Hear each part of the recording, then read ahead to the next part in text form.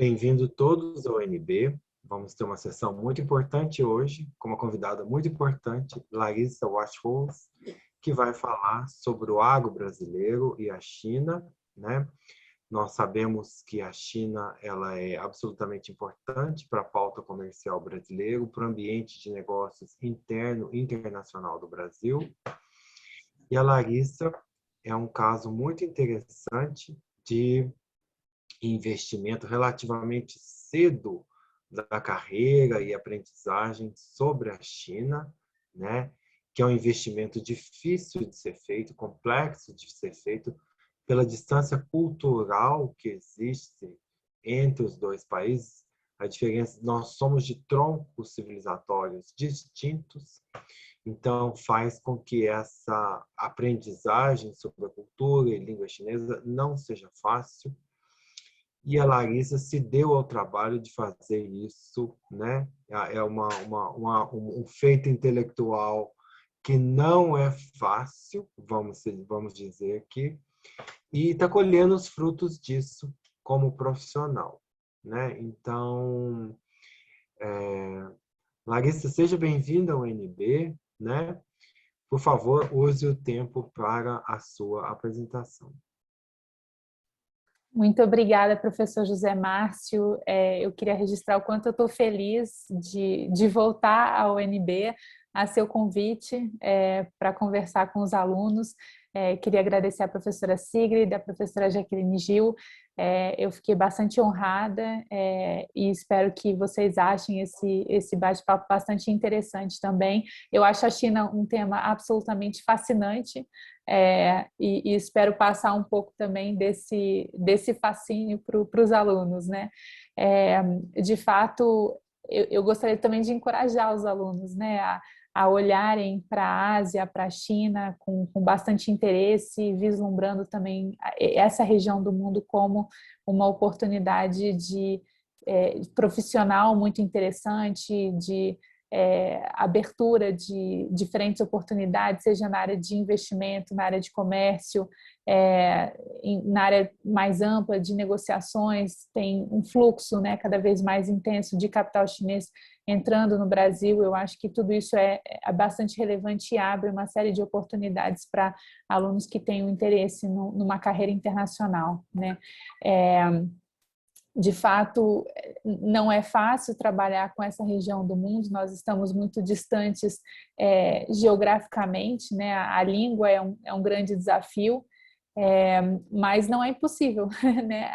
Hoje há uma série de oportunidades de fazer isso. Eu queria, inclusive, destacar algumas delas. Há uma série de bolsas, inclusive, que o próprio governo chinês oferece para alunos internacionais que queiram estudar chinês em universidades chinesas, e é um custo até muito mais interessante do que se a gente pensar em intercâmbios em outros países mais tradicionais, né, Estados Unidos e países europeus. Então, eu gostaria de encorajar os alunos também a pensarem nessa via para o seu desenvolvimento profissional e acadêmico. Inclusive, eu me coloco à disposição também para passar informações, o que eu tenho de informações de bolsas e coisas dessa natureza também. O professor pode disponibilizar o meu e-mail aos alunos, caso alguém se interesse em saber um pouco mais sobre isso, né? Então, a minha trajetória profissional acabou começando na China. Foi uma coisa um pouco atípica, né? Eu fiz uma graduação em Relações Internacionais e ainda na graduação eu pude estagiar numa empresa que já tinha um escritório em Pequim, já fazia negócios com a China. Então, era uma organização que já estava voltada, né, a esse tema, e era uma coisa bastante específica, assim, de certa forma, sui generis, né? Então, quando eu terminei a graduação, eu já acabei me mudando para a China imediatamente para iniciar um projeto que a empresa já tinha correndo lá na China, e aí eu me juntei a esse projeto para a sua implementação. Era um projeto de pesquisa de mercado da Apex Brasil, que acabou gerando a necessidade de apresentações sobre a economia brasileira e reuniões face a face com empresários executivos chineses em várias cidades chinesas, em todas as províncias do país, e eu acabei tendo a oportunidade de, ao executar uma fase desse projeto, participar da equipe de execução, tive a oportunidade de visitar um grande número de cidades chinesas já no início da minha estadia na China, né? Então, acabei conhecendo a China do interior para as cidades e não o contrário, né? Do interior para a costa, o que foi também uma experiência bastante interessante sobre para que eu pudesse ver de fato o que era a China, né, com todas as suas contradições e com regiões tão diferentes e desenvolvidas também de formas muito diferentes entre si, né? A zona costeira da China é absolutamente diferente do interior da China. Então, foi uma experiência muito interessante também para ver talvez a China real, né? Acabei conhecendo as grandes cidades, Pequim, Xangai, Guangzhou, depois de ter viajado mais pelo interior, pela zona rural, né? Então, foi uma experiência que começou no final de 2008, e eu fiquei morando na China, então, até 2013, e a partir de então me estabeleci aqui em Brasília e continuei uma carreira na área de negócios, na área de investimentos, fusões e aquisições, e aceitei o convite da ministra Tereza Cristina para assessorá-la em assuntos relativos à China no final de 2019. Então, essa minha experiência de serviço público está, de certa forma, no início, né? É a primeira vez que eu tenho um contato com essa parte mais de geração, de fato, de políticas públicas, uma experiência que também está sendo bastante interessante. Então, a ministra decidiu criar essa área de China dentro do Ministério da Agricultura a partir de viagens que ela fez à Ásia e à China em 2019. Na segunda dessas viagens, ela foi acompanhando a visita de Estado do presidente Jair Bolsonaro à China, e nesse contexto ela decidiu, então, criar uma unidade de China dedicada, né, a esse tema dentro do gabinete. É a primeira vez que se tem dentro da estrutura do Ministério da Agricultura uma área temática dedicada a um único país, né? E eu diria até a uma região, né, tendo em vista que a gente tem procurado cada vez mais trabalhar a Ásia como um todo, né, partindo da China, que é de longe o nosso maior mercado para produtos agrícolas do Brasil no mundo, mas olhando o continente asiático de forma mais ampla, onde nós vemos que estão, de fato, as grandes oportunidades para esse segmento, né? Então, foi uma experiência interessante também participar da criação dessa área, né, sendo uma área nova. O MAPA é um ministério bastante amplo, né, tem áreas bastante diferentes entre si, então tem um aspecto muito forte de abertura de mercado, temos uma Secretaria de Comércio e Relações Internacionais plenamente dedicada a isso, temos a Secretaria de Defesa Agropecuária, que olha as questões de sanidade, de qualidade do alimento, temos uma secretaria dedicada à inovação, temos outras áreas que foram incorporadas ao Ministério da Agricultura mais recentemente, como o Serviço Florestal, temos uma assessoria dedicada a temas socioambientais, então a gama de assuntos é de fato bastante diversa. E como uma assessoria especial dedicada à China, nossa função é trabalhar com essas diferentes áreas fim do Ministério no seu dia a dia com a China, né? Nos seus desafios, na busca de oportunidades que podem ser exploradas para cada uma dessas áreas, né? Então, nós funcionamos, de fato, como uma assessoria especial para o gabinete da ministra e para as secretarias e os secretários da pasta como um todo, né? E aí, tendo feito essa apresentação inicial para explicar um pouco para vocês o contexto, né, dessa nossa atuação, eu vou agora falar um pouco sobre qual que é o panorama atual das relações entre a China e o Brasil no que diz respeito ao agronegócio, e mostrar para vocês um pouco do nosso dia a dia, em relação às oportunidades que a gente identifica, aos desafios que a gente tem pela frente e as tendências, principalmente as tendências de consumo e de comercialização que nós observamos na China e que certamente atingirão diretamente a posição do Brasil também como parceiro importante da China nesse setor. Então, pensando em, primeiro, situar vocês a respeito do papel da China no comércio agrícola mundial, né? O que é a China? A China é o maior produtor e o maior consumidor mundial de produtos agrícolas. Então, ela está nessas duas posições, né? A gente está bastante acostumado a pensar aqui no Brasil a China como uma grande consumidora dos nossos produtos agrícolas, mas é preciso também pensar que a China é a maior produtora global de produtos agrícolas, né? A China é de fato uma potência na agricultura. Para dar para vocês alguns exemplos, a China responde por mais da metade da produção e do consumo de carne suína no mundo. Metade da produção e metade do consumo de carne suína no mundo são da China. A China responde por cerca de 1/3 da oferta mundial de frutas e legumes. Além disso, a China responde por 1/3 da oferta mundial de arroz e algodão e 20% do suprimento global de trigo, milho e carne de frango. Então, de fato, a China é uma grande potência agrícola.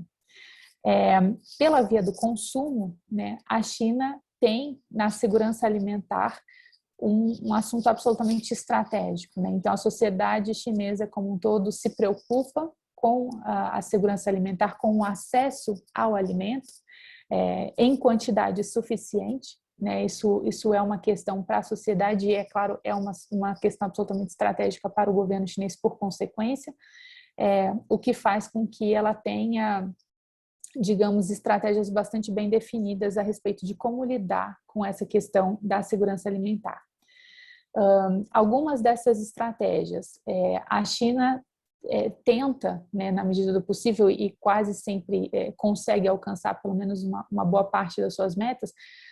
A China tenta manter uma quase autossuficiência na produção de cereais considerados estratégicos pelo país. São, por exemplo, cereais como trigo, arroz, milho, são culturas consideradas essenciais e nessas culturas a China tenta manter um nível de autossuficiência da ordem de 95% da demanda. Só um minutinho para silenciar aqui o meu telefone celular. Além disso, além da busca pela quase autossuficiência em grãos considerados estratégicos, a China busca garantir uma certa estabilidade no fornecimento de produtos como carnes, lácteos e alimentos frescos. Então, isso também faz parte da estratégia de segurança alimentar. E as importações estão encaixadas, elas têm um espaço, elas são um dos pilares dessa estratégia de segurança alimentar, na medida em que as importações servem a complementar a oferta de alimentos e bebidas que podem ser oferecidos ao consumidor chinês e que atendem a uma demanda doméstica cada vez maior e cada vez mais elaborada à medida em que aumenta o nível de urbanização da sociedade chinesa e aumenta o nível da renda. Então, a importação ela é vista como algo complementar a essa capacidade de produção da China, e como parte dessa estratégia de ter como um dos seus pilares a importação, a China busca também diversificar as suas fontes de importação, busca diversificar os seus fornecedores de alimentos e bebidas, isso também faz parte da estratégia de segurança alimentar. E aí, agora falaremos um pouco sobre a relação Brasil-China no agronegócio. Então, primeiro uma visão mais ampla do que é a China nesse setor, né? E agora a gente mergulha um pouco nas especificidades da relação Brasil-China nesse segmento. Os dados da aduana chinesa são de que a China importou 170 bilhões de dólares em produtos agrícolas em 2020. Devo fazer uma nota aqui a respeito desses dados de importação. A aduana chinesa ela segue um critério para o cálculo desse valor de importações de produtos agrícolas da China que segue um padrão OMC de classificação do que são produtos agrícolas. Se a gente extrapola um pouco esse conceito para aquilo que é mais próximo daquilo que o Brasil classifica e entende como produtos do agronegócio de forma mais ampla, a gente inclui outras categorias de produtos que não estão contabilizados nesse cálculo chinês, como, por exemplo, pescados e celulose.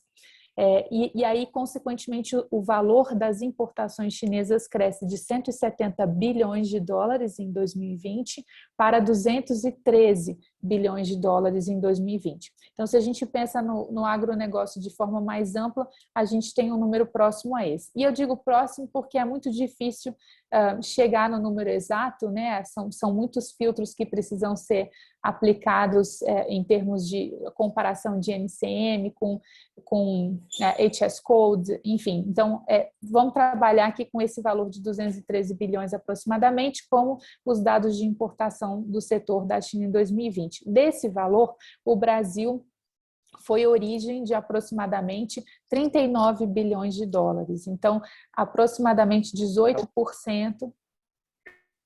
Alguém queria falar alguma coisa? Aproximadamente 18% do fornecimento da China nesse setor do agronegócio teve origem no Brasil. Então, uma parcela bastante expressiva, né, do que foram as nossas vendas para a China. E aí, se a gente olha, por exemplo, os dados do mapa de exportação para a China e os dados chineses de importação do Brasil, também há uma certa diferença, porque nós contabilizamos FOB, eles contabilizam CIF, então o mapa oficialmente contabiliza 34 bilhões de dólares exportados para a China em 2020 e a China contabiliza 39 bilhões importados do Brasil, mas essas diferenças têm a ver até com a forma como eles consideram Incoterms, por exemplo, né?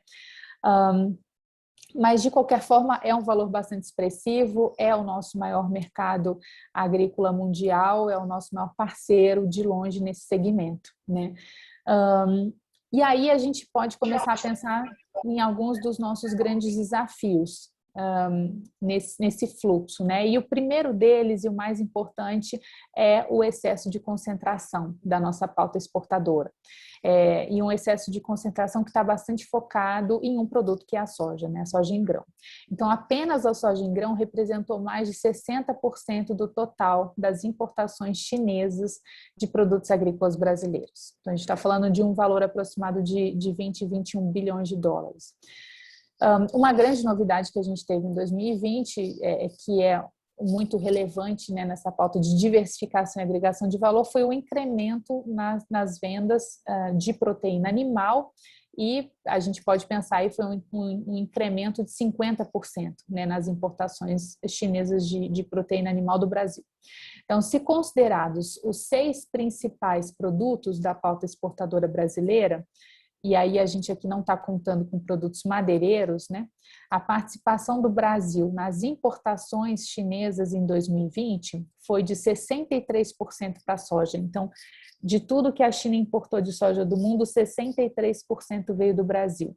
De tudo que a China importou de carne bovina do mundo, 42% veio do Brasil, que representa um aumento de 50% frente a 2019. De tudo que a China importou de carne de frango do mundo, 47% veio do Brasil, uma redução de 20% em relação a 2019. 13% da carne suína importada pela China, 70% do açúcar importado pela China foi oriundo do Brasil, 29% do algodão veio do Brasil. Então, são números bastante expressivos, mas mostram também que a nossa pauta ela é concentrada em produtos como esses.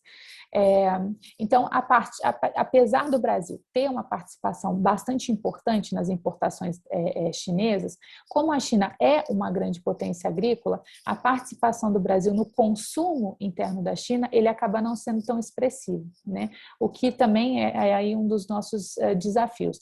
Então, exceto para produtos como soja, açúcar e suco de laranja, os outros produtos da nossa pauta, eles ocupam um percentual no consumo chinês chinês, que varia entre 1% e 10% aproximadamente. Então, as exceções, né, em que a gente ocupa uma parcela muito grande do consumo são soja, açúcar e suco de laranja. Então, temos aí um trabalho a fazer para esses outros, essa outra cesta de produtos, né? Então, na proteína animal, por exemplo, se nós considerarmos as 3 carnes principais, né, bovina, frango e suína, o Brasil abastece cerca de 3% do consumo interno chinês. Então, aqui a gente já se depara com alguns dos nossos desafios mais importantes, né? A diversificação da pauta de exportação do agronegócio para a China e o aumento da participação dos produtos brasileiros no consumo chinês.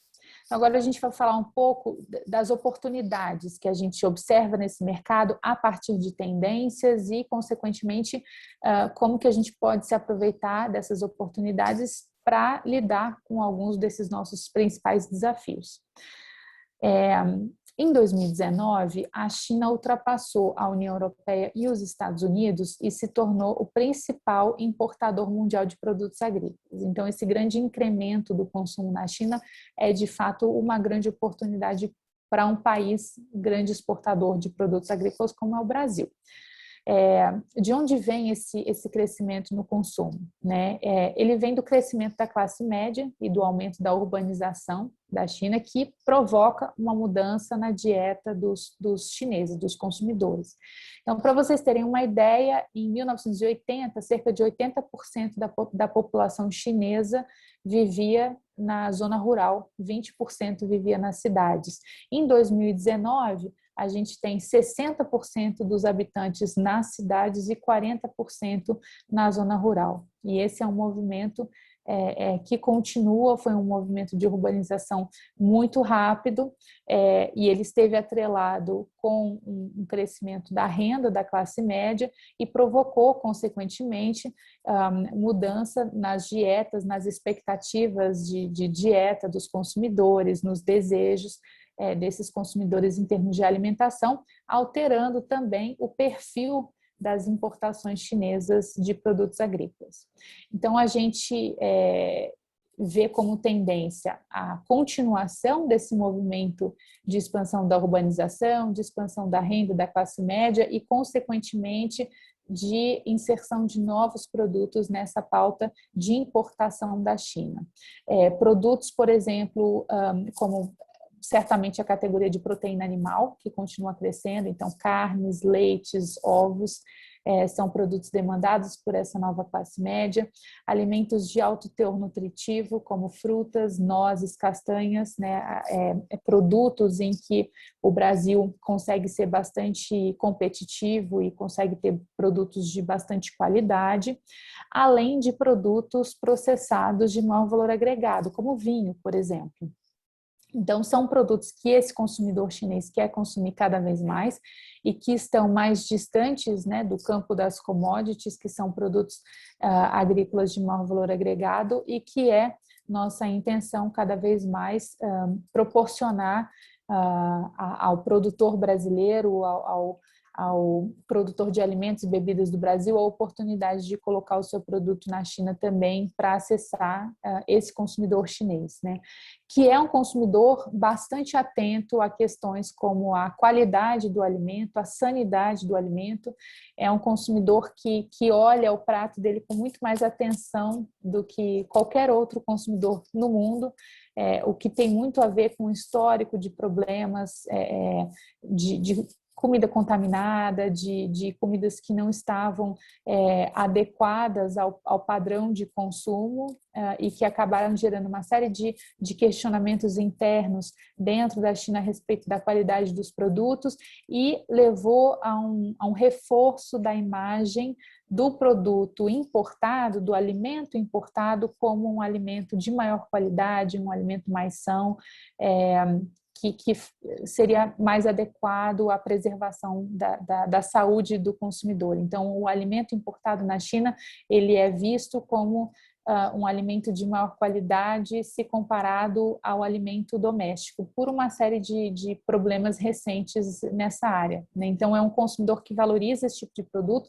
mas porque ele também teve contato com problemas recentes nesse setor que exigem um padrão de qualidade elevado e que se atenta muito a essas questões de segurança do alimento, né? Então, quando a gente pensa em segurança alimentar, a gente está falando do acesso à quantidade adequada de alimentos. Quando a gente pensa em segurança do alimento, a gente está pensando na inocuidade, na sanidade, na qualidade daquele alimento que está sendo oferecido ao consumidor. Então, é uma sociedade que se atenta muito a essas duas questões. E aí a gente tem alguns dados interessantes quando a gente pensa nessas tendências de consumo. O USDA, US Department of Agriculture dos Estados Unidos, ele calculou que em 2019 as importações chinesas de produtos agrícolas de maior valor agregado pela primeira vez passaram as importações de commodities. Então, a China teria importado em 2019 entre produtos como carnes, pescados, lácteos, frutas, castanhas, que são esses produtos de maior valor agregado, um total de 53 bilhões de dólares, frente a 49 bilhões de dólares de commodities. Então, o que importa aqui é essa tendência, né? Para onde está caminhando o consumo chinês de alimentos e bebidas? Ele está caminhando para um grupo de produtos de maior valor agregado que acompanha esse crescimento da urbanização e da classe média. Então, para os próximos 10 anos, o governo chinês projeta alguns aumentos bastante interessantes no consumo de um grupo de produtos. Por exemplo, nas importações de milho, eles estimam um aumento acima de 74%, 74,6%, de trigo, de soja e de açúcar. Então, são produtos que já têm uma presença aí, né, soja e açúcar na pauta exportadora brasileira e que tendem a crescer em termos de demanda pela China. Já as importações de laticínios devem aumentar 46,8%, de pescados 37,5% e de frutas 142%. E aqui é importante ressaltar o papel das frutas e a oportunidade que esse incremento no consumo de frutas traz para o Brasil. O Brasil é um grande fornecedor, um grande produtor de frutas excelentes, de excelente qualidade. Os asiáticos, de forma geral, apreciam muito as frutas, eles dão frutas de presente, você pode comprar frutas muito bem embaladas para presente em aeroportos na China e levar essas frutas para dar de presente para quem você está indo visitar. Então, a fruta é vista como um produto de alto poder nutricional e que faz muito bem para a saúde. Então, é um produto super valorizado. E é uma prioridade nossa abrir mercado para as frutas brasileiras na China. Neste momento, nós temos o mercado aberto para uma fruta brasileira, que é o melão. Esse mercado foi aberto em janeiro de 2020, então é fruto do trabalho já do mandato da ministra Tereza Cristina, e é nosso objetivo trabalhar pela abertura de novos mercados para frutas. Então, uva, lima ácida, abacate, são produtos que estão na nossa pauta. E aí depois eu vou falar um pouco das dificuldades de negociar, de abrir esse mercado, né, para frutas, porque alimentos frescos são alimentos que têm um pouco mais há mais negociação envolvida, né? Protocolos sanitários e fitossanitários. Mas o mais importante é isso: o Brasil tem uma excelente variedade de frutas de grande qualidade que ainda não acessam esse mercado, e a gente trabalha para que elas possam acessar esse mercado. Além disso, a gente vislumbra oportunidades para essa gama de castanhas, amendoim, outros produtos como gergelim, noz pecan, né? E aí no segmento dos grãos também o sorgo, né? Então, há uma série de negociações em curso para a abertura de outros mercados. Mas é importante dizer que essa negociação de abertura de mercado, ela exige, né, cada novo mercado aberto exige a negociação de um protocolo sanitário e fitossanitário entre os dois países. Então, no caso das frutas, por exemplo, é preciso que se faça uma análise de risco de pragas, um processo documental extenso e que muitas vezes leva tempo. Então, dá trabalho, né, abrir cada novo mercado, quer dizer, os dois lados precisam estar bastante comprometidos a isso. O Brasil aprendeu muito ao longo dos últimos anos em relação a esses procedimentos de abertura de mercado na China. Tudo isso é feito hoje com muito mais fluidez.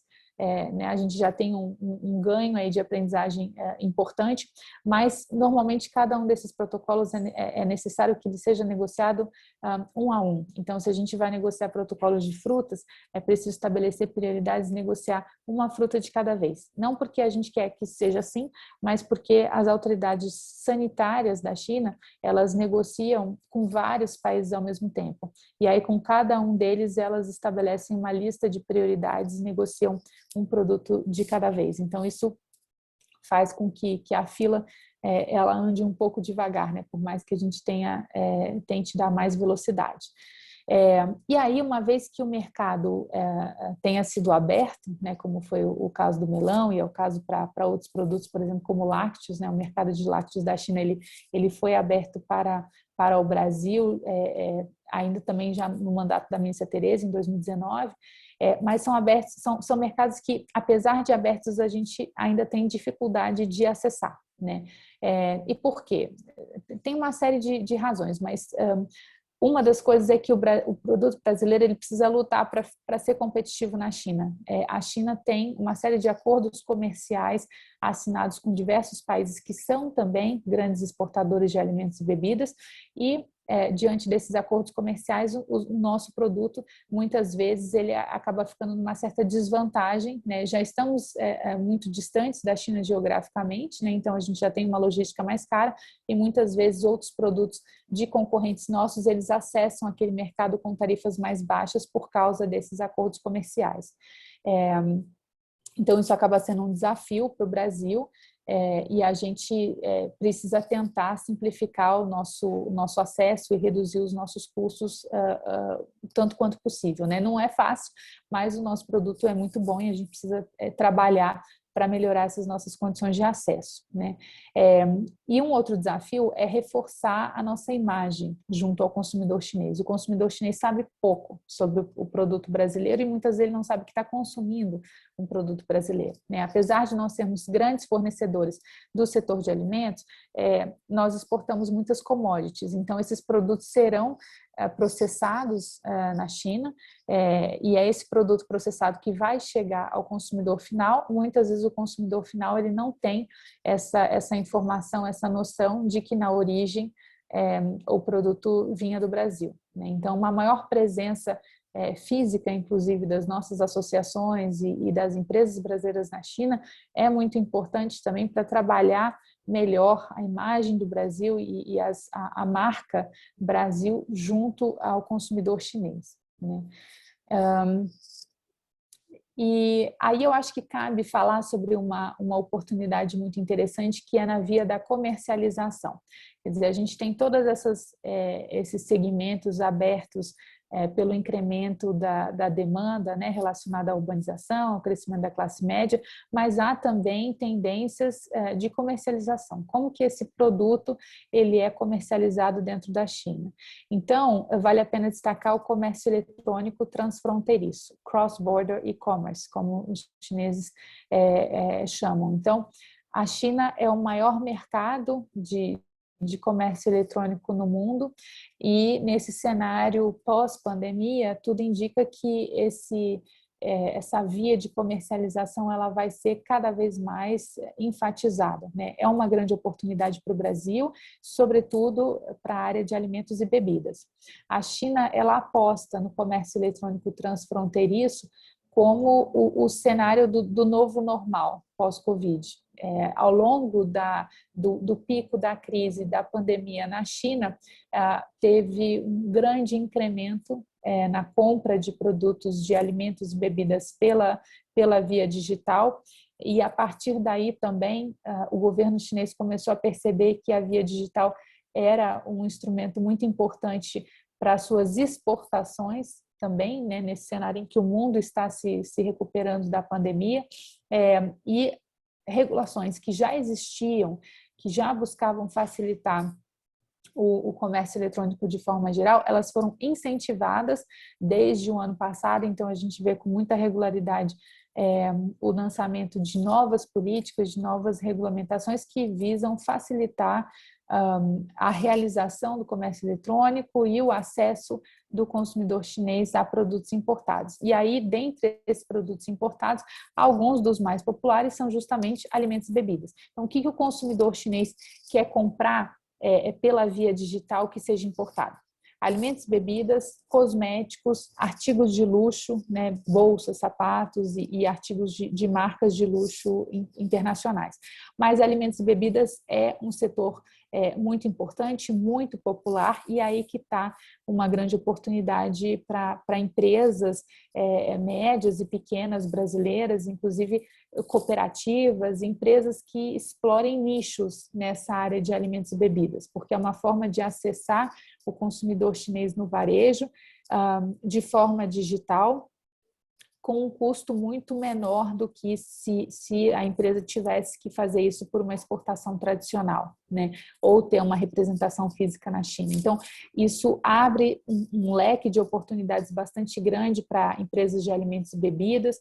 O mundo está percebendo isso, nós vemos que vários países se organizam para auxiliar suas empresas pequenas e médias a se estruturarem para acessar esse mercado, ou as empresas se consorciam em grupos e abrem lojas coletivas em plataformas de e-commerce chinesas, ou determinadas associações fazem isso. Então, a gente vê grupos de produtores de vinho alemão colocando loja coletiva para vender vinhos alemães na China, marcas de alimentos e bebidas na Nova Zelândia fazendo a mesma coisa, Chile, Peru, Reino Unido. Então, de fato, os países observam que essa via do comércio eletrônico é uma grande forma de acesso a esse mercado e tem se organizado cada vez mais para fazer uso desse instrumento. Então, essa é também uma grande oportunidade para o Brasil e para as empresas brasileiras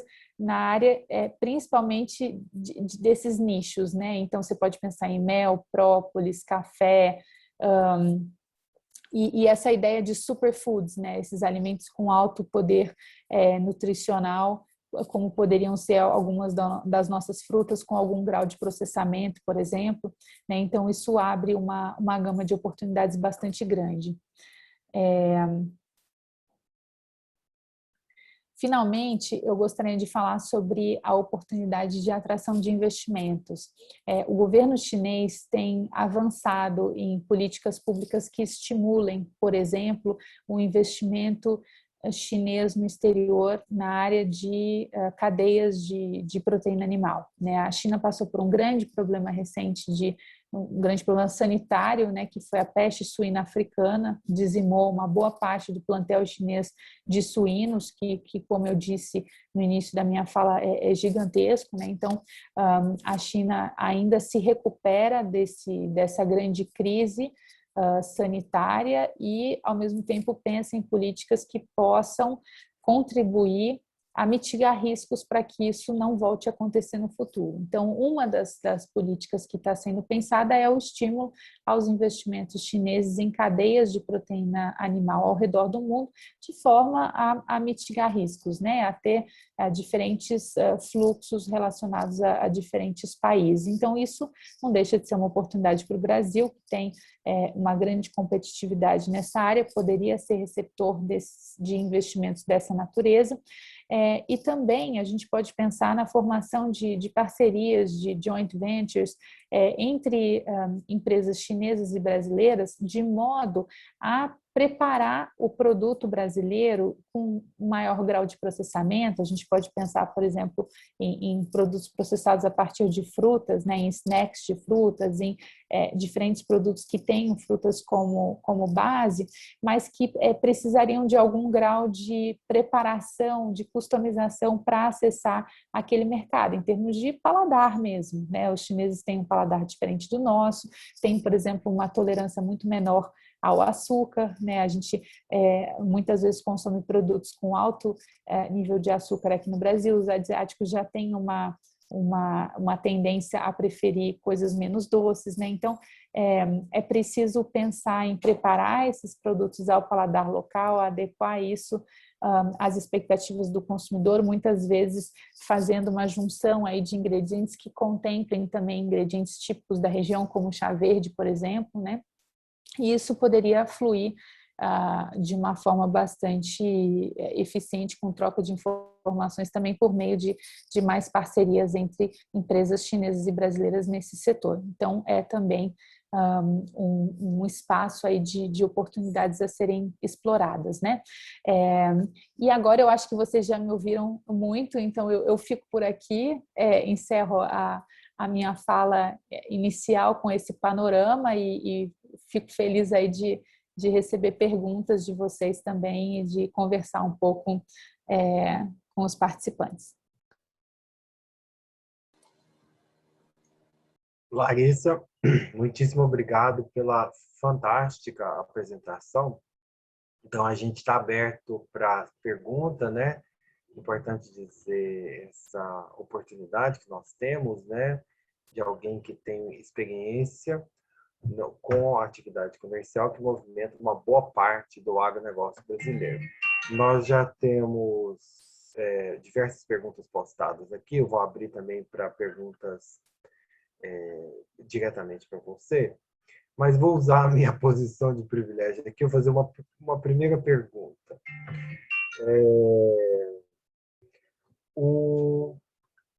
Na questão de logística, uma pergunta bem específica, para ser bem sincero.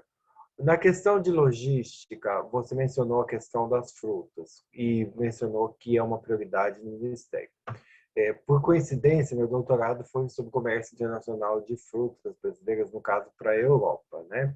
Então, eu estava estudando esse comércio e aí eu descobri que para o comércio internacional de fruta, é mais uma atividade de processamento de pós-colheita e de logística do que produção propriamente dita, né? Então, o custo de processamento pós-colheita e de transporte de uma fruta brasileira para o mercado europeu é maior do que o custo de produção, né? Então, é uma coisa que não está bem resolvida internamente no Brasil. Então, é uma aprendizagem difícil, porque a pós-colheita de frutas, ela é muito complexa, porque é um produto vivo, né? Que tem que ser mantido, que respira, que tem que ser mantido numa faixa de temperatura que não pode ser muito alta nem muito baixa, então é uma complexidade. A minha pergunta é uma chance verdadeira para o Brasil? Porque se para a Europa já é muito difícil essa pós-colheita, é uma realidade para o mercado chinês? Né? Uma primeira pergunta. Olha, interessantíssima a sua pergunta e a gente se faz essa mesma reflexão. Provavelmente a resposta é que depende da fruta, porque a gente de fato tem frutas que têm uma maior tolerância a esse trajeto e outras que terão uma menor tolerância, né? Então, o trabalho que é feito de abertura comercial, ele é feito em conjunto com as associações do setor, refletindo essas dificuldades que poderiam ser encontradas. Né? No caso do melão, que foi a primeira fruta, eu acho que isso vai servir também de aprendizagem em relação às rotas logísticas mais eficientes, né? Pelo que a gente saiba, o melão ainda foi transportado assim da forma mais tradicional, chegando lá pelo porto de Xangai, né? Mas há outros caminhos logísticos que começam também a se desenhar, mas que ainda não estão plenamente operacionais, mas que eventualmente no futuro também podem servir para facilitar um pouco, reduzir, né, o tempo de transporte, por exemplo. Primeiro, bom, tem a possibilidade do avião, né, da via aérea. O Chile está mandando cerejas para a China de avião, né? E aí é claro que há um custo embutido nisso, mas as frutas sendo tão valorizadas na China, é possível que esse valor premium ele seja embutido no preço final do produto, né? E há algumas outras possibilidades que começam a se desenhar. Por exemplo, a China quer fazer tem já estabelecida, né, mas ainda não totalmente operante, uma ligação por linha ferroviária, né, da China à Europa, né? Então, se isso nos fizesse ganhar dias, eventualmente a fruta brasileira poderia ir até a Europa e aí embarcar em trens para a China, por exemplo, né? Mas atualmente o que acontece é a exportação tradicional de navio, e isso faz com que seja uma gama selecionada de frutas que se adaptem a essa possibilidade. Então, o melão, como eu disse, mas a uva que está sendo negociada também tende, né, a ter maior durabilidade. A limácea e o abacate foram sugestões do setor produtivo brasileiro, né? Todas elas foram, mas essa capacidade de elencar as prioridades, né? Isso é feito junto com o setor. E eu acredito que vai ser um pouco tentativa e erro nesse início, né? Mas essas decisões de abertura de mercado também levam em consideração esse aspecto. Ok, muito obrigado. Uma pergunta aqui do professor Luiz Honorato, do professor do programa de mestrado em agronegócios da UNB. Ele está querendo saber sobre as oportunidades de pesquisa, né? E o que o governo brasileiro espera da universidade nesse esforço comercial em termos de pesquisa. Olha, a Embrapa tem uma negociação bastante próxima com a China, né, do projeto de laboratórios virtuais. Então já houve uma pesquisadora da Embrapa sediada em Pequim, fazendo trabalho de pesquisa lá. Nesse momento não há um pesquisador baseado lá, mas há uma série de iniciativas entre diferentes Embrapas, né, e suas contrapartes na China. Então a gente vê um grande interesse de pesquisa dos chineses, principalmente em itens aí relacionados à biodiversidade, né? Esse ano, por exemplo, os chineses vão ser os anfitriões da COP da biodiversidade, da Convenção da Diversidade Biológica, né? No segundo semestre. Então, esse é um tema bastante importante. Em termos de governo brasileiro, o que a gente tem feito e promovido são ações bastante voltadas a essa atuação via Embrapa, né? Mas, de fato, faz bastante sentido que diferentes universidades se engajem nesse esforço. A gente vê interesse do lado chinês. A China tem grandes universidades agrícolas, né, como a China Agricultural University, né, a CAU, tem também universidades e centros de pesquisa dedicados às diferentes regiões climáticas da China, que também são diversas, né? Então, a gente vê interesse deles em colaboração, mas, de fato, são iniciativas ainda tímidas, eu diria, né? Exceto algumas iniciativas da Embrapa que já têm um pouco mais de tempo, já estão mais maduras. A gente tem alguns pesquisadores sediados na China hoje. Eu acho que tem muito mais que a gente poderia fazer nesse setor, e os chineses se mostram bastante interessados.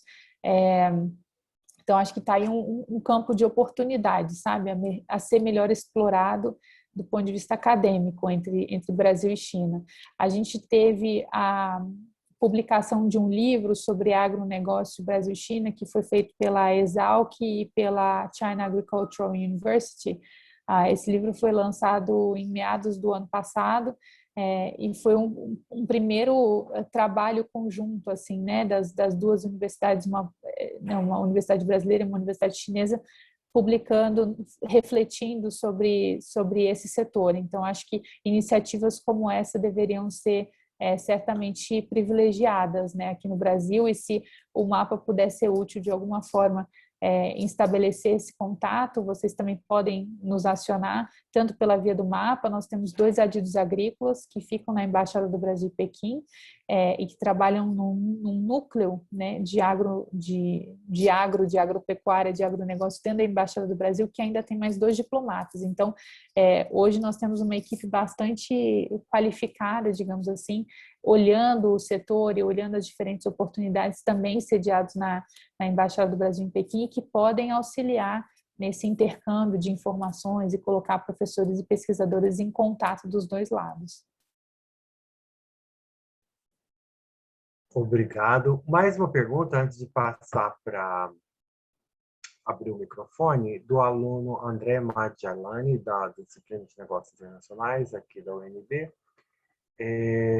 O Brasil tem, basicamente, assim, o Brasil tem uma capacidade produtiva, a questão é se a gente tem essa capacidade produtiva e atender o mercado brasileiro, o mercado chinês, sem maiores impactos, né? Acho que é uma pergunta bem pertinente, exatamente porque nós temos observado uma inflação no preço da carne bovina, especificamente, exatamente porque a China é um novo entrante nesse mercado e com reflexos que afetam a nossa vida do dia a dia, né? A pergunta é, nós temos essa capacidade para atender a essa demanda chinesa? Podemos desenvolver essa capacidade sem o compromisso de atender o mercado interno? Obrigada pela pergunta. De fato, ela é muito pertinente e é uma preocupação também aqui dentro do Ministério da Agricultura. Mas a gente entende que sim, que o Brasil tem condições de aumentar a sua produção. Na verdade, o Brasil é um dos poucos países no mundo que detém essas condições favoráveis ao incremento da sua produção por meio do incremento da produtividade, sem necessariamente precisar, inclusive, de terras adicionais, né? Então, no espaço que a gente já tem hoje, a gente consegue incrementar a nossa produção e fazer isso de forma mais eficiente, né? Por exemplo, com iniciativas como a integração lavoura-pecuária-floresta, né? Iniciativas que são também de baixa emissão de carbono, né? A agricultura de baixo carbono, ela consegue aliar essas questões de sustentabilidade e de produtividade ao mesmo tempo, né? Um pilar muito importante nas políticas públicas aqui do MAPA nesse setor é a garantia do retorno econômico para o produtor, né?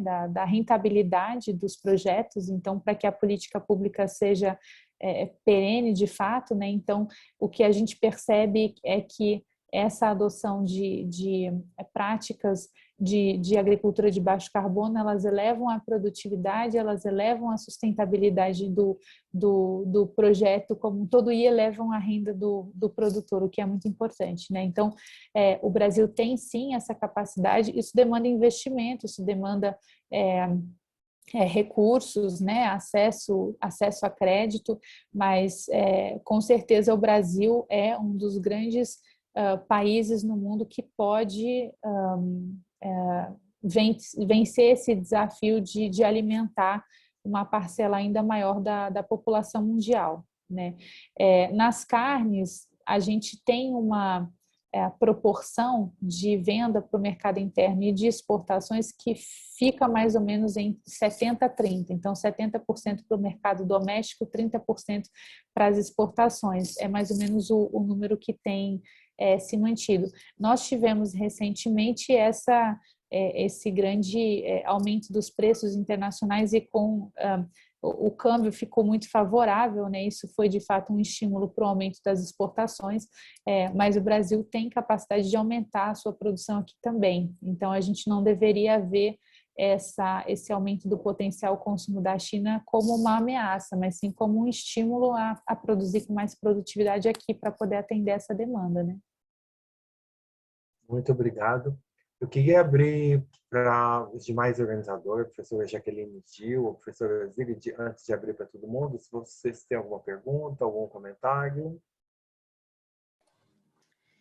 Professor, obrigada. Bom, primeiramente, né, novamente agradecer a Larissa pela ótima explanação.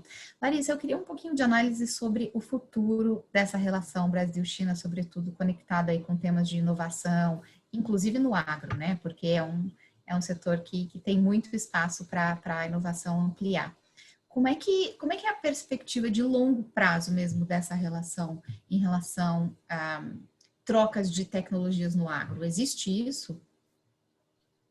Olha, a gente tem conversado com cada vez maior frequência, né, com os chineses a respeito da agricultura digital e do intercâmbio de tecnologias. A gente tem a negociação da implementação de um grupo de trabalho de agricultura digital no âmbito da subcomissão de agricultura da COSBAN. Tivemos um evento recente em que investidores chineses foram apresentados a agritechs brasileiras e estão sendo pensados outros eventos também dessa natureza.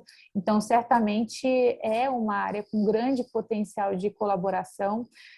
A China passa por um momento muito importante dentro, né, na sua de reflexão interna, que é o que eles chamam de revitalização rural, né? A China cresceu, a economia chinesa cresceu de forma muito acelerada desde o início do processo das reformas, em 1978, com Deng Xiaoping, mas o campo cresceu de uma forma desigual, se comparado à zona costeira, às grandes cidades na zona costeira.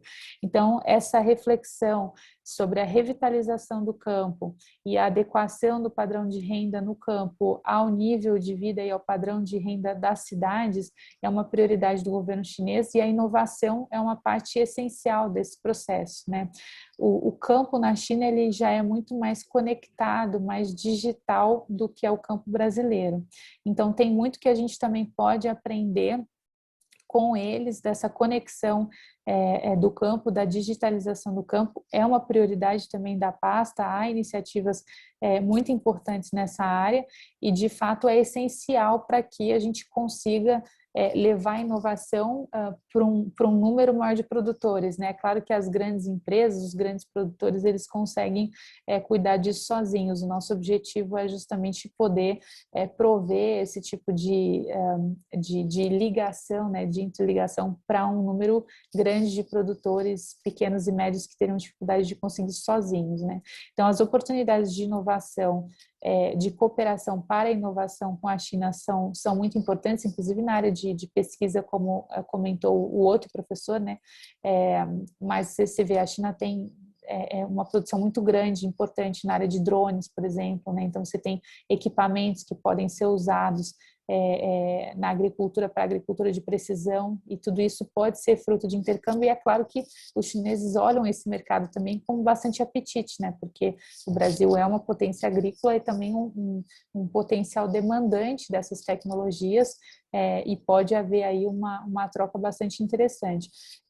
Em termos de futuro, o que eu acho que a gente pode pensar é, de fato, numa colaboração ainda maior nessa área no agronegócio, né? Quando a gente pensa, até como reflexo, né, da pandemia, vários países tiveram posições mais protecionistas em relação aos seus mercados e criaram dificuldade de exportação de produtos, descumpriram contratos ou pensaram em descumprir contratos, e o Brasil manteve as suas exportações, cumpriu os seus contratos e se mostrou um parceiro de confiança. Então, eu acho que essa demonstração da capacidade do Brasil de, apesar das circunstâncias adversas, manter os seus contratos, fazer as suas entregas internacionais, ter essa capacidade de fazer crescer a sua produtividade de modo a aumentar a produção, sem prejudicar o abastecimento do mercado interno e sem prejudicar as questões de sustentabilidade,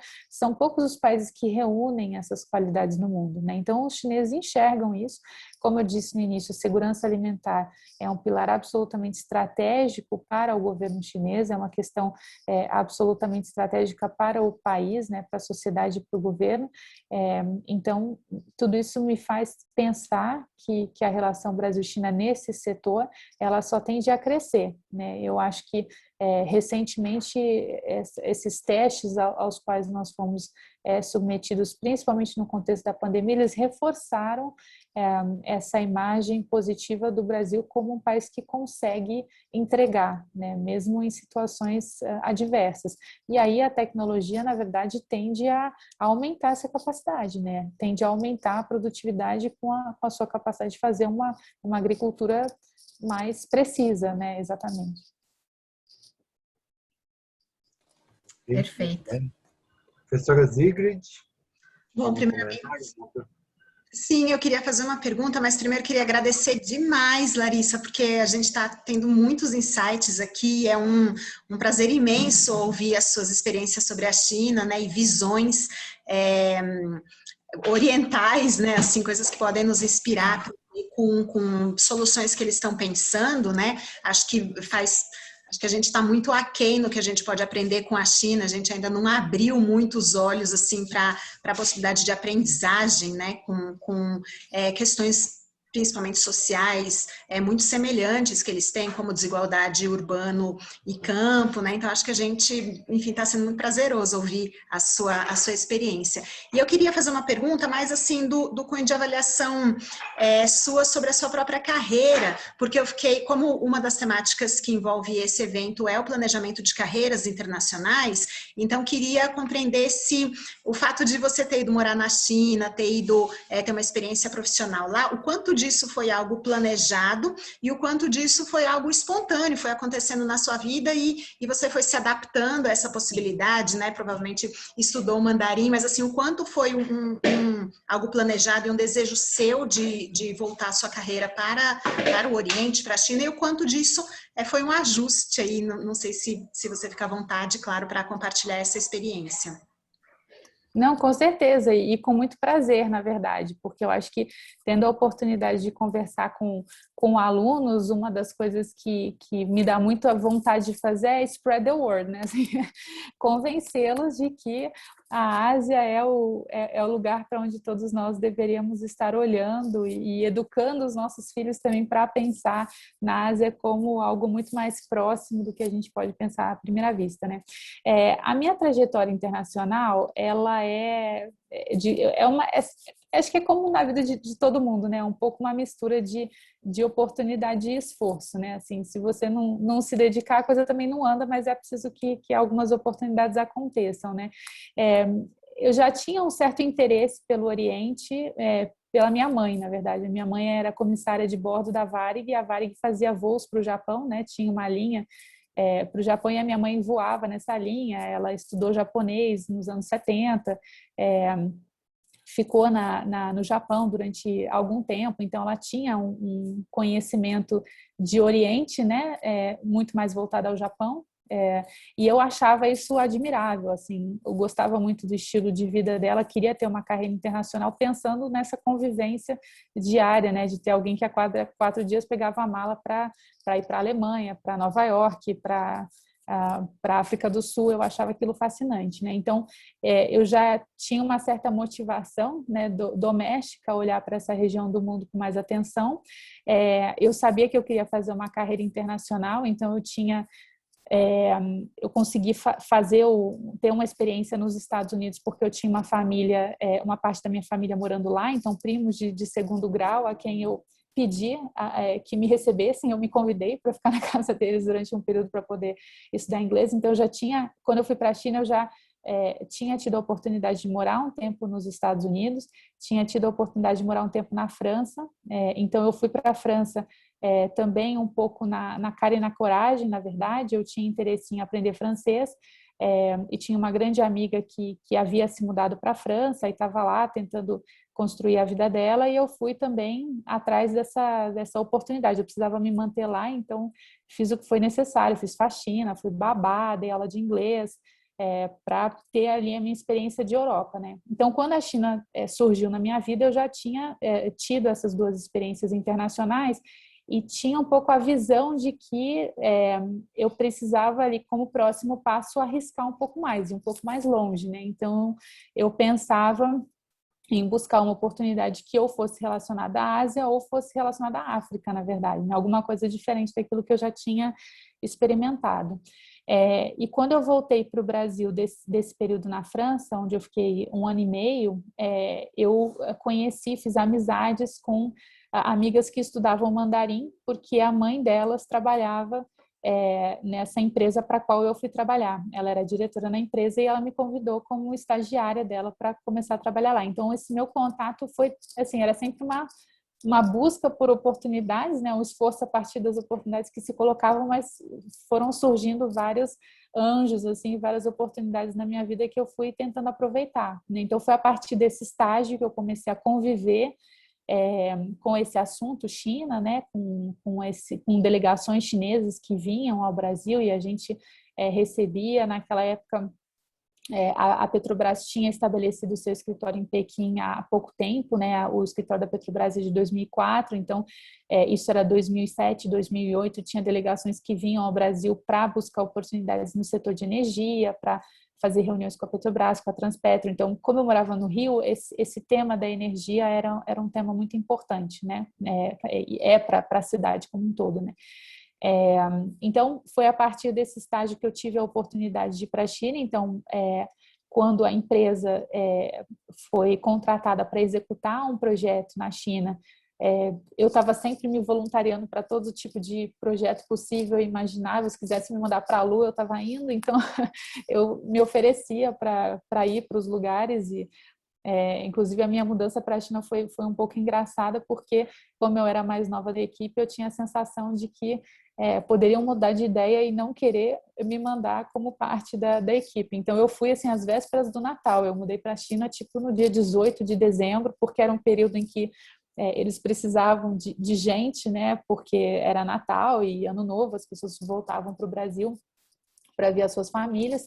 E eu lá, jovem, solteira e tal, eu vou às vésperas do Natal mesmo. Então, eu acho que eu cheguei na China tipo dia 20 de dezembro.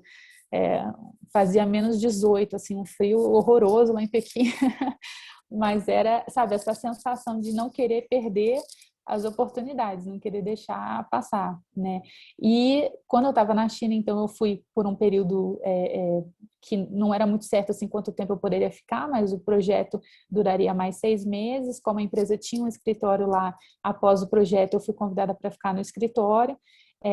Depois eu decidi fazer mestrado na Universidade Renmin, então eu fiz um mestrado em estudos contemporâneos da China, um mestrado, um curso que inclusive eu recomendo para os alunos, é um curso em inglês, que dá uma visão muito interessante sobre China, sobre política, economia, sociedade. Para mim foi muito importante para o meu trabalho, inclusive que não era um trabalho tão acadêmico, né? Era um trabalho mais na parte de comércio e investimentos, e essa compreensão da China me auxiliou muito no meu dia a dia, nas negociações que eu participava também, né? A compreender até a motivação das empresas, né? O que de fato as movia, né, a realizar aqueles investimentos. E aquele período inicial de 6 meses acabou se transformando em 5 anos, né? Então é um pouco a combinação das duas coisas, né? Mas eu diria que a gente não deve deixar passar nenhuma oportunidade, né? Assim, ficar indo atrás e perseguir é preciso. E como eu disse no início, acho que hoje a gente tem uma série de oportunidades que a China ainda oferece de uma forma relativamente simples e mais barata, né, a alunos do mundo inteiro para que acessem as suas universidades com bolsas, que provavelmente não vai ser a realidade daqui a 10, 15 anos, né? Então, eu acho que encoraja os alunos a olharem para essa possibilidade. A China ainda está nesse movimento, né, de buscar ativamente atrair estudantes estrangeiros para suas universidades, mas quando a gente vai numa universidade chinesa, você percebe que, na verdade, assim, você está ali com o mundo, sabe? O mundo inteiro já percebeu que a China é importante, você tem colegas do globo e pouquíssimos brasileiros. Quer dizer, a gente está demorando muito a perceber, né, como alunos, né? A gente está demorando a perceber a oportunidade que lidar com essa outra região do mundo, né? Quando você tem alunos americanos, por exemplo, eles muitas vezes já chegam na China super fluentes em mandarim, né? Eles já estudaram mandarim na universidade nos Estados Unidos, né? Então, eu acho que a gente tem aí uma oportunidade para alunos que queiram se especializar nessa área fantástica, né? Fantástica. Digamos assim, o grupo de pessoas que hoje pensa a China no Brasil ainda é muito limitado, né? Então tem um espaço de mercado gigantesco que precisa ser aproveitado. Nossa, muito obrigada, que bom que você compartilhou, que bonita trajetória, que bonita carreira, parabéns, e concordo plenamente, bom ouvir você falar assim dessas oportunidades que a gente não pode deixar passar, né? Ainda mais quando somos jovens, né, e ainda tem tanto pela frente, então não pode, assim, para poder pegar a oportunidade, você tem que estar preparado, pelo menos com a mente aberta já para capturar aquilo. Então, muito obrigada Com pela certeza. e pela sua presença. Obrigada pelo interesse. Bom, pessoal, então temos oportunidade para mais algumas perguntas diretamente. Se vocês quiserem perguntar para Larissa, podem abrir a câmera e perguntar, por favor. Vamos ver se temos mais perguntas. Temos algumas aqui no chat, mas seria bom abrir para algumas perguntas diretamente.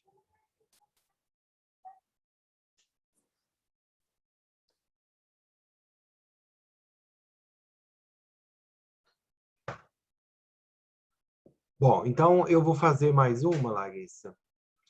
Me diga uma coisa, na questão da parte de logística, que é uma das coisas que mais segura o crescimento do agronegócio brasileiro, é o custo de se levar a produção, né, que acontece no Brasil, muitas vezes no Mato Grosso, muitas vezes em Goiás, no Tocantins, que estão distantes dos portos, e para um mercado especialmente distante, que é a China, né? Em relação à logística internacional.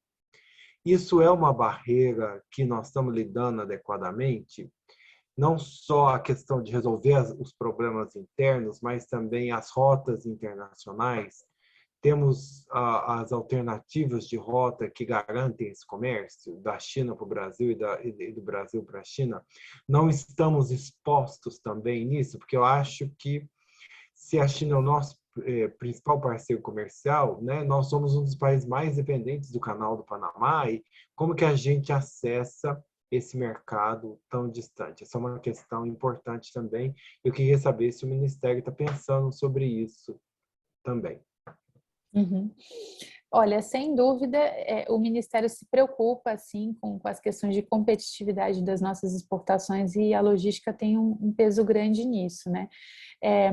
Eu acho que a gente fez progressos incríveis nesses últimos anos, em particular na área de infraestrutura. De fato, temos um Ministério da Infraestrutura bastante comprometido em viabilizar projetos que estavam há bastante tempo em estudo, negociação. Então isso tem nos trazido assim boas notícias em termos de melhoria da logística disponível para o agronegócio, né? Boas perspectivas de conexão, principalmente ferroviária. Eu me lembro de reuniões na China há alguns anos, quando a gente falava sobre os problemas logísticos brasileiros e falava sobre a soja chegar de caminhão no porto, e os chineses nos interrompiam e falavam: não, mas você deve estar errada, né? Isso não pode fazer sentido, né, que a soja chegue de caminhão. Então era uma preocupação muito grande que eles já demonstravam. E eu acho que uma via possível de colaboração é a promoção de investimentos chineses também na logística de exportação de carga de forma geral, né? O que acaba significando também na exportação de produtos da agropecuária, dos grãos em particular, né? Então, o Ministério acompanha os projetos que são projetos prioritários, acompanha o desenvolvimento deles junto com as pastas pertinentes, né? Mas são projetos que são liderados pelas áreas FIM, né? Então, o Ministério da Infraestrutura e o Programa de Parcerias de Investimentos que são os líderes dessas temáticas, né? Então, o que a gente faz indicar, né, projetos que de fato beneficiariam o agro de uma forma em particular, né, determinadas regiões menos assistidas, mas isso já é hoje de conhecimento bastante amplo, assim, né? Já há vários estudos nessa área, inclusive, que motivaram esse recente encaminhamento, digamos assim, de novos projetos, né? Então, o nosso papel é mais de observar e levar essas demandas, né, para as áreas que podem ir atrás da implementação efetiva desses projetos. Mas faço chama atenção para essa oportunidade que certamente se apresenta a partir dos investimentos chineses infraestrutura no mundo, de forma geral, né, que também incluem o Brasil. Os chineses têm bastante capacidade técnica e recursos disponíveis para o investimento em infraestrutura. Eles, de fato, aprenderam muito a partir da construção de infraestrutura dentro da própria China, né, que chegou hoje a um nível em que não há mais grandes projetos de infraestrutura que possam ser feitos dentro da China, assim, o grosso da infraestrutura chinesa já está construída, né? Então, você tem empresas com grande capacidade técnica e financeira que podem construir essa infraestrutura e financiar essa infraestrutura ao redor do mundo. E, de fato, os chineses têm uma preferência por infraestrutura de carga, né? Especialmente aqui no Brasil, porque é uma demanda mais certa, eles conseguem mitigar melhor esse risco, né? Então, acho que tem uma oportunidade aí de atração de capital. Em termos de rotas para o exterior, eu acho que uma das coisas que seria muito importante para o Brasil seria importar mais também, né? A partir do momento em que você importa mais, você também tem mais linhas de transporte, de navios disponíveis para que você possa também levar o seu produto, né, para fora. Isso facilita o processo de exportação também. Então, uma visão do Brasil de maior capacidade importadora também seria interessante para aumentar os nossos fluxos de exportação e viabilizar mais opções de rotas. E aí, assim, tem grandes empresas logísticas, inclusive de chinesas, né, que pensam as rotas mais eficientes e que têm pensado de forma estratégica sobre as diferentes opções. E eu acho que são essas rotas estabelecidas por essas empresas que já pegaram um know-how muito grande de transporte logístico internacional que tem, digamos assim, determinado a direção, né, para o desenvolvimento de novas rotas, mas me parece que é uma situação mais em que essas grandes empresas logísticas da Ásia, por exemplo, que elas tenham a liderança nessa definição de rotas e tal.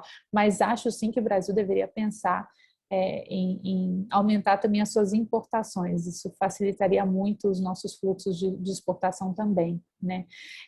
Professor, se me permite, eu havia visto aqui no chat uma pergunta do Luiz Alberto Ambrósio. Se me permite só fazer um comentário. Pois não, por favor. A pergunta dele é: quais os desafios para exportar para um mercado com controle central, considerando que a oferta de produtos no Brasil flutua conforme a situação de mercado? Na verdade, Luiz Alberto, eu acredito que a China, de fato, assim, há um controle, né? Assim, a maior empresa de alimentos da China, que é a COFCO, é uma empresa estatal, né? Mas as compras são realizadas muito mais com uma relação de preço mesmo, uma questão mercadológica, né? Então, diante da demanda, essas empresas guiam as suas compras e a gente vê que essas compras, por exemplo, da COFCO, elas vêm tanto por compras feitas diretamente pela COFCO, né, que adquiriu há alguns anos duas grandes tradings internacionais, a Nobel e a Nidera, que tinham ativos aqui no Brasil. Então, a COFCO opera no Brasil por esses ativos que ela adquiriu há alguns anos, mas ela também compra das grandes tradings tradicionais, ABCD, né, ADM, Bunge, Cargill, Dreyfus. Então, essas compras são feitas por diferentes caminhos e elas muitas vezes são muito menos centralizadas do que a gente imagina, né, que elas sejam. Então, eu acho que não vejo muitas dificuldades nesse aspecto, não. De fato, a demanda é que sustenta essas compras, né? A demanda interna da China é que tem sustentado o direcionamento dessas compras das empresas, mas o fato de haver uma grande empresa estatal na ponta da compra não me parece não me parece criar dificuldades, não. Ok. Estamos encerrando, mas se você permitir, mais uma pergunta que dessa vez do Rogério. Ele perguntou sobre se pequenos produtores Você mencionou diversas vezes os produtos de alto valor agregado estão tendo um espaço no mercado chinês, né? E ele quer saber se os pequenos produtores teriam um canal, alguma maneira de poder articular sua produção para esse mercado.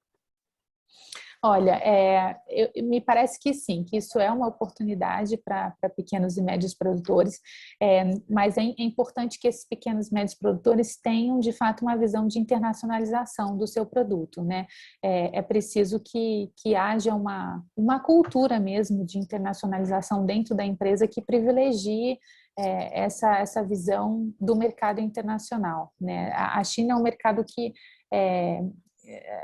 demanda com muita frequência, então é preciso ter uma oferta exportável, né, que se consiga manter ao longo de um período de tempo, é preciso garantir que esse produto estará na China quando o consumidor desejar, então mesmo um parceiro chinês faria exigências de quantidades mínimas que precisariam estar alocadas em centros de distribuição na China, por exemplo, para que isso fosse vendido, né? Não quer dizer que as quantidades tenham que ser sempre enormes, né? Não é isso, mas assim, é preciso que haja regularidade, né? É preciso que a exportação seja uma prioridade, que ela não seja apenas um movimento eventual, né? Então, havendo uma cultura exportadora, uma cultura de internacionalização dentro da empresa, mesmo que ela seja pequena ou média ou tenha características de uma cooperativa, me parece que a via do comércio eletrônico é a mais adequada para acessar esse consumidor chinês. Porque é aquela que tem menores custos e, consequentemente, menor risco, né? O que não significa que ela seja fácil ou barata, né? Pelo contrário, é custoso, é complexo, né? Mesmo que seja por meio de uma plataforma de e-commerce chinesa, né? Há uma série de desafios, por exemplo, até em relação a preço, né, os consumidores chineses do mercado online, né, eles gostam muito de promoções, eles precisam ter uma assistência quase que 24/7 ou 24/7, né, em caso de qualquer dúvida, etc. Então, precisa ter uma estrutura para atender também a essas demandas, e isso muitas vezes pode ser feito em parceria com uma empresa local chinesa, né? E como eu disse quando falei sobre comércio eletrônico, isso pode ser feito também de forma coletiva pelas empresas brasileiras, ou seja, se você tem um grupo de empresas ou de um determinado segmento ou de uma determinada região geográfica, né, que se juntem, que formem um consórcio para manter uma loja virtual em conjunto, isso também pode funcionar, né? Isso pode ser uma forma de reduzir os custos, porque elas dividiriam os custos fixos entre elas, né? Mas como eu disse, é muito importante que essa empresa tenha essa visão de internacionalização e, consequentemente, que tenha equipe para isso, que aí vai pensar em embalagem, vai pensar tudo que é necessário para que aquele produto chegue no outro mercado. Uma coisa que é engraçada é que, conversando com algumas empresas brasileiras que vendem justamente produtos de nicho, né, para a China, normalmente o que o consumidor chinês prefere é justamente ter a embalagem original do Brasil só com uma etiqueta ali em mandarim com as informações específicas do produto, né? Assim, isso ajuda o consumidor chinês a identificar ali um produto de fato importado que ele tende a confiar mais, né? E atribuir maior qualidade àquele produto. Mas é isso, eles querem ver mesmo a embalagem em português, brasileira, só com uma etiquetinha ali com as informações essenciais em mandarim. Bom, pessoal, não vamos. Tá super interessante, mas queremos que a Larissa volte outras vezes. Não vamos estender demais e que ela não fique com uma mais impressão da gente por querer abusar da oportunidade, né? Então, tem espaço para mais uma última pergunta, se você puder, Larissa. E se alguém quiser fazer, pode abrir a câmera e falar.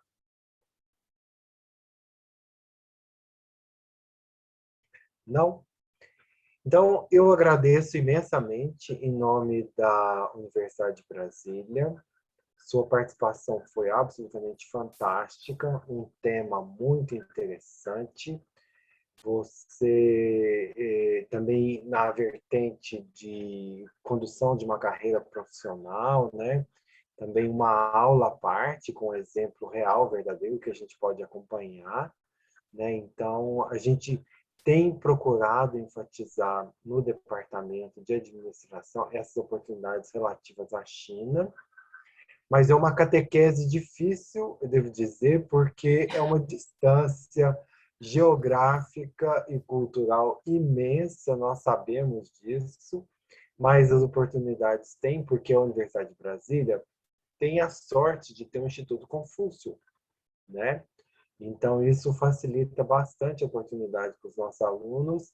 E nós temos um caso verdadeiro muito bom, muito interessante. A professora Zigrid está fazendo, já vai para um ano de estudo de chinês, né? Ai, que ótimo! E foi Excelente! fundamental no acordo com a Universidade de Guangzhou. E nossa agenda é exatamente fazer acordo com, no mínimo, mais 3 universidades chinesas, né? Nós elegemos como um parceiro importante exatamente porque abre essas oportunidades para os nossos alunos, né? Gostaria de agradecer muito em nome da Universidade de Brasília a sua participação. Gostaria de falar uma última coisa antes da gente encerrar, Larissa? Na verdade, eu quero agradecer a vocês, professores Zé Márcio, Sigrid, Jaqueline. Eu fiquei super honrada com o convite. Foi um prazer estar aqui com vocês.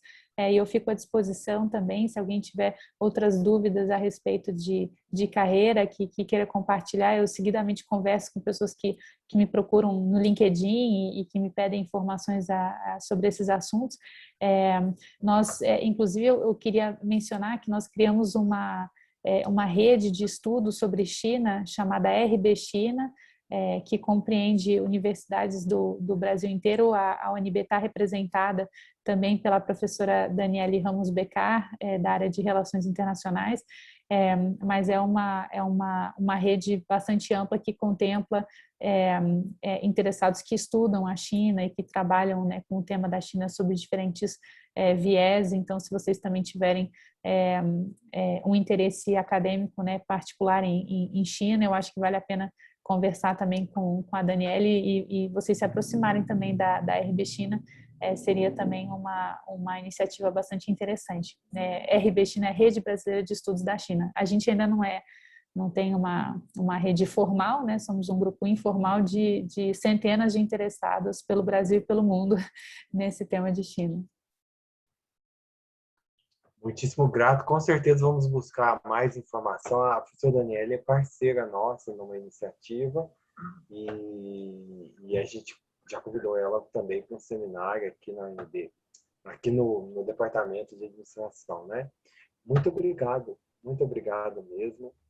Desejo um bom dia, um bom final de semana e saiba que as portas da UNB estão abertas. No dia que for possível, você quiser fazer uma visita, vai ser muito bem-vindo. Muito obrigada. Obrigada, um ótimo dia e saúde aí a todos, né? Obrigada demais, Larissa. Até uma próxima oportunidade. Até a próxima. Tchau, tchau. Tchau, tchau.